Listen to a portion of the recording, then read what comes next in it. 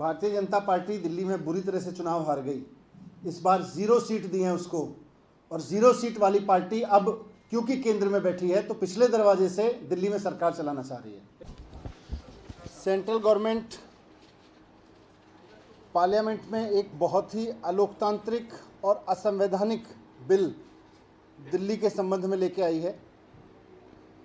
केंद्र सरकार दिल्ली सरकार को चलाने का जो GNCTD एक्ट है, ये एक्ट है government of national capital territory Delhi act. इसमें बदलाव करने के लिए एक अमेंडमेंट बिल लेके आई है। ये जो बिल है, ये जो अमेंडमेंट लेके आ रही है केंद्र सरकार, भारतीय जनता पार्टी की सरकार, ये जैसा मैंने कहा कि संविधान के खिलाफ है और साथ साथ लोकतंत्र के खिलाफ है। इस बिल में लिखा हुआ है, ये बिल है, अमेंडमेंट बिल, इसकी कॉपी है। ये 1 पन्ने का बिल है कुल मिला के, और इस बिल में लिखा हुआ है कि दिल्ली सरकार, मतलब इस बिल के लागू होने के बाद दिल्ली सरकार का मतलब होगा लेफ्टिनेंट गवर्नर।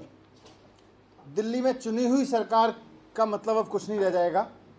दिल्ली में सरकार का केवल एक मतलब होगा, लेफ्टिनेंट गवर्नर।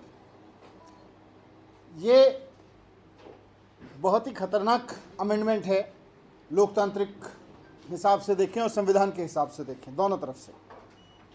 और दूसरा, इसमें लिखा हुआ है कि जो चुनी हुई सरकार है, मंत्रिमंडल है, वो जो भी फैसले लेगा उसकी फाइल अब LG के पास भेजनी पड़ेगी, हर एक फाइल। तो 2 अमेंडमेंट हैं मेन रूप से इसमें। पहला ये कि दिल्ली सरकार का मतलब होगा लेफ्टिनेंट गवर्नर, तो इसका मतलब यह है कि चुनी हुई सरकार का कोई मतलब नहीं रह गया, चुनाव कराने का कोई मतलब नहीं रह गया, मुख्यमंत्री मंत्री का कोई मतलब नहीं रह गया, सरकार केवल LG साहब होंगे। तो ये एक बहुत ही तानाशाही भरा अमेंडमेंट है। और दूसरा, जैसा मैंने कहा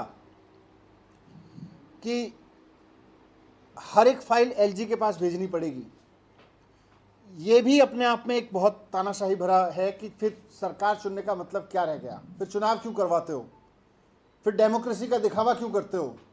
अगर चुनी हुई सरकार, चुने हुए मंत्रियों, चुने हुए मुख्यमंत्री के पास में कोई डिसीजन लेने की पावर ही नहीं है, और अगर सरकार का मतलब हो गया लेफ्टिनेंट गवर्नर, तो फिर ये मंत्री मुख्यमंत्री बनाते ही क्यों हो, ये विधानसभा बनाते ही क्यों हो, चुनाव कराते ही क्यों हो, ये लोकतंत्र होने का, लोकतांत्रिक होने का ढोंग क्यों करते हो।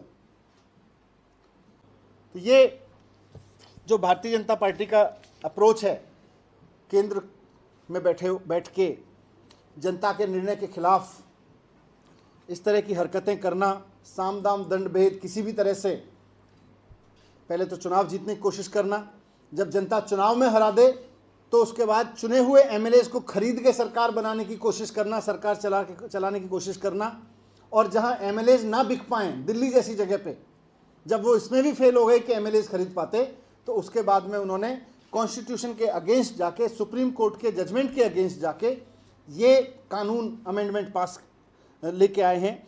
और इसमें कुल मिला के चुनी हुई सरकार की जगह भारतीय जनता पार्टी पिछले दरवाजे से अपनी सरकार बनाने की कोशिश कर रही है।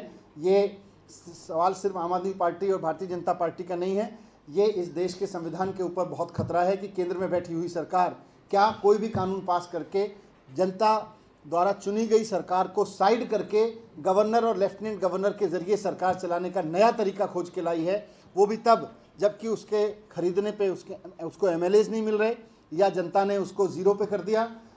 तो ये बहुत गलत चीज़ कर रहे हैं, मैं आपके सामने रखना चाह रहा था, अनकॉन्स्टिट्यूशनल इलीगल चीज़ कर रहे हैं।